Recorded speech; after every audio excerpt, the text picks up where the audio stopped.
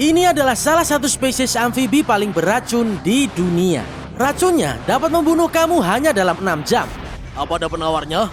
Tidak ada penawar untuk racun yang terkandung di dalam tubuh kadal air ini. Aku hanya akan ambil satu karena kita akan melihat satu saja.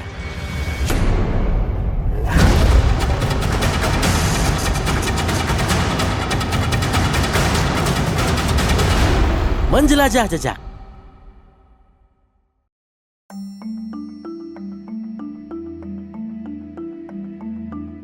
Jauh di dalam pegunungan yang diselimuti kabut, jaringan sungai dan anak sungai yang kompleks membelah landscape kuno Jepang.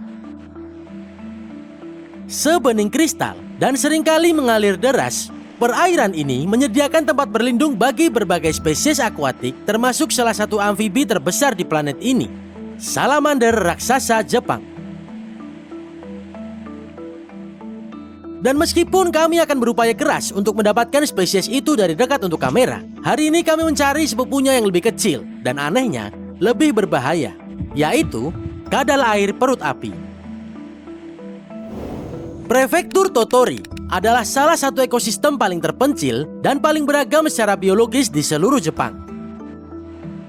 Hutan yang lebat dan landscape yang rimbun dipenuhi satwa liar, dan jika kamu memasuki lembah-lembahnya, kamu akan menemukan sumber kehidupan di lokasi ini, yaitu airnya. Wow, ada batu-batu besar. Coba lihat itu. Sangat-sangat besar. Kamu gak pengen salah satu batu ini jatuh di kepalamu atau meremukkan badanmu. Kami sedang menjelajahi habitat di sungai yang dipenuhi dengan batu-batu besar ini. Kamu juga lihat ada kantong-kantong yang tenang ini yang tidak memiliki aliran air. Yang kami cari sekarang adalah kadal air perut api Jepang. Mereka sangat menonjol di lokasi ini. Hanya dengan sedikit usaha, harusnya kita bisa nangkap satu untuk kamera. Oke, aku pergi dulu. Tim akan mengintai di sekitar lingkungan ini. Tetap di sini ya guys. Ini mungkin jadi episode kadal air. Dengan mata terfokus, aku mencari kantong-kantong air, berharap melihat hewan yang melarikan diri.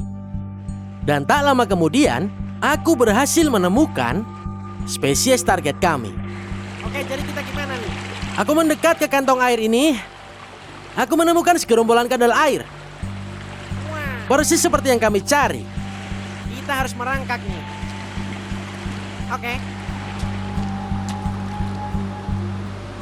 Oke guys, jadi kami mencari di sepanjang aliran utama sungai dan aku menemukan kantong yang penuh dengan kadal air perut api Jepang. Sungguh luar biasa. Yang kubawa sekarang adalah wadah pengumpul serangga Brave Wilderness Adventure Kit yang hari ini akan berfungsi ganda untuk menangani kadal air. Aku akan mengambil beberapa dari kantong ini dan kita dekatkan dengan kamera.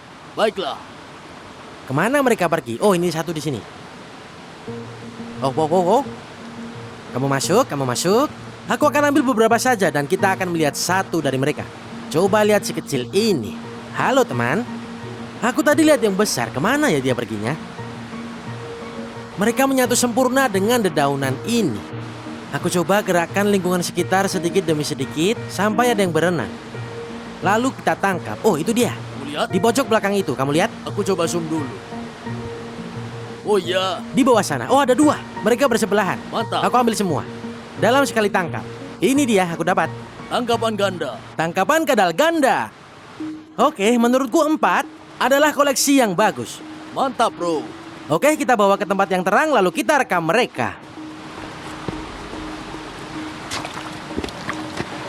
Aku sudah bilang waktu kami menangkap kadal air ini adalah kadal air perut api Jepang. Dan meskipun mereka mungkin tampak menggemaskan dan tidak ada yang mendebat apakah mereka imut atau tidak, ini adalah salah satu spesies amfibi paling beracun di dunia. Aku mau kumpulkan beberapa dari mereka dari kantong air kecil itu. Coba lihat, mereka menumpuk dan saling merangkak di sana. Ini kesempatan bagus untuk merekam B-roll di area perut mereka. Tapi aku tahu kalian pasti ingin aku memegang kadal ini kan? Dan jangan khawatir, semuanya akan baik-baik saja. Aku akan pegang selembut mungkin dan tidak membuat hewan itu stres. Karena jika aku lakukan, mereka akan mengeluarkan racun itu. Oke, aku akan ambil yang besar. Kamu siap? Siap. Sekarang aku akan meletakkan wadahnya di bawah sini saja. Kita dapat berapa kadal? Aku tadi ngambil 4, tapi kurasa ada 6 di kantong air kecil itu tadi.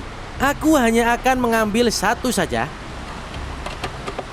Ini dia, akan lebih mudah melihatnya jika seperti ini. Coba lihat kadal ini. Wow, coba lihat betapa imutnya ini. Luar biasa, coba lihat bagian belakang kadal ini. Dari sisi punggung, mirip sekali dengan kadal air California atau kadal air berkulit kasar yang kita lihat di California. Tapi kalau kamu putar ke bagian bawahnya, kamu bisa lihat asal dari namanya, perut api.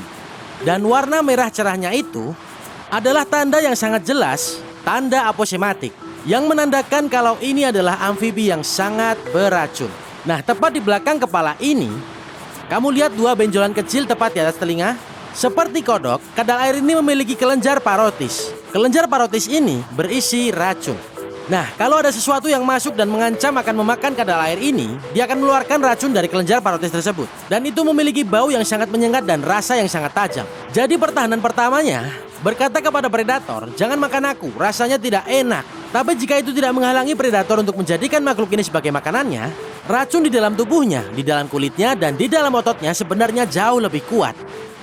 Faktanya, kadal air ini adalah hewan beracun ke-6 paling kuat di dunia. Racunnya adalah racun neurotoksik. Racun ini dapat membunuh kamu hanya dalam 6 jam. Jadi gak peduli apakah kamu manusia atau hewan, jika kamu memakan kadal air ini, kamu akan mati. Asli. Apakah ada penawarnya?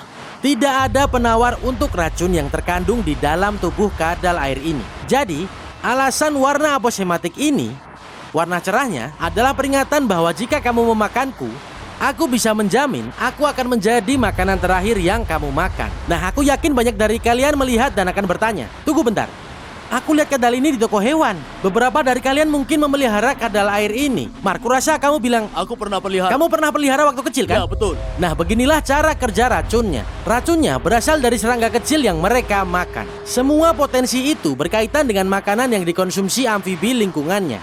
Begitu mereka ditawan dan diberi makan kadal air hasil penangkaran, racun-racun itu akan berkurang dan menjadi tidak sekuat dulu.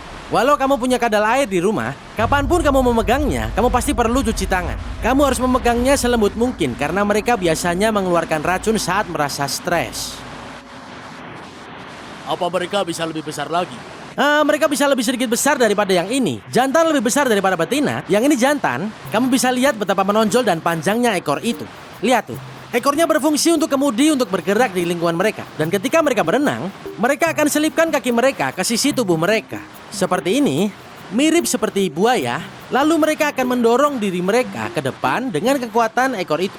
Nah, selain mereka beracun, seperti yang udah aku bilang, mereka sangat lucu. Tapi juga mereka predator yang rakus. Kadal air ini akan melahap apapun yang mereka temui di lingkungan yang muat di mulut mereka. Jadi arthropoda kecil, udang kecil, mereka bahkan terkadang memangsa katak yang sangat kecil dan salamander kecil lainnya. Apakah ini umum di Jepang? Sangat-sangat umum. Jika kamu datang ke lingkungan perairan apapun, lingkungan air tawar apapun, baik itu sungai yang mengalir, kolam, atau bahkan area pertanian, kamu akan sering menemukan kadal air ini. Ya, kami datang ke Jepang dengan tujuan untuk mendapatkan salah satu amfibi terbesar di dunia, salamander raksasa Jepang.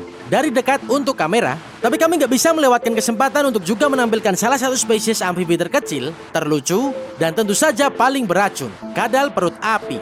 Aku Kyrie Peterson, tetap berani dan tetap liar. Sampai jumpa di petualangan selanjutnya. Kadal air perut api adalah salah satu amfibi paling beracun di dunia. Namun sikapnya yang tenang dan sifatnya yang menggemaskan menyamarkan mereka seolah-olah sama sekali tidak berbahaya. Lebih baik mengagumi kadal air ini dari jarak yang aman. Akan tetapi, kalau kamu ketemu dan kamu memegangnya, pastikan untuk langsung mencuci tanganmu. Setelah spesies ini selesai, saatnya untuk mencari salah satu amfibi paling mengesankan di planet ini, salamander raksasa Jepang.